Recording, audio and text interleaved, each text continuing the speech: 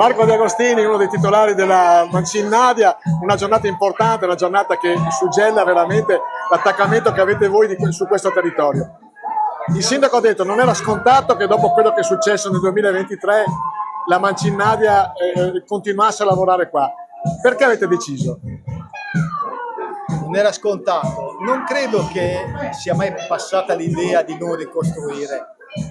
L'idea era di come magari, cosa possiamo fare, ma la voglia di rimettersi in gioco anche per orgoglio personale, poi si dice, è vero, anche per il senso di responsabilità e per il rispetto per chi ci lavorava dentro.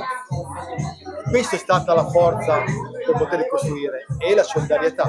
Quella molti la danno per scontata, ma invece a noi è arrivata la solidarietà in tutto il paese, tutti i clienti, tutti i fornitori. In questo modo non c'era altra possibilità che incontrarci in una stanza e dire: ragazzi, mettiamo a frutto 40 anni di esperienza, vi concentriamo in un stabilimento nuovo e ripartiamo tra 1 anno e mezzo, 2 anni senza problemi.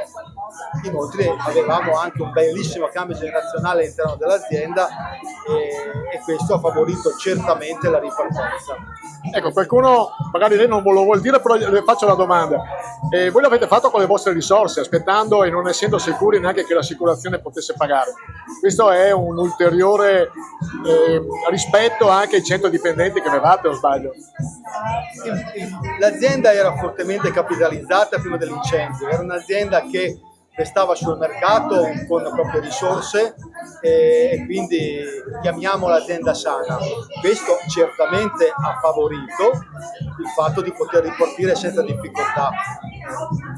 E poi naturalmente ci sono anche altre risorse, come si dice, il mutuo bisogna sempre farlo perché ti dà forza per poter andare avanti. Ravviva in noi, o Padre, nel segno di quest'acqua benedetta, l'adesione a Cristo, pietra fondamentale che ci sostiene e pietra angolare che ci unisce nel tuo amore.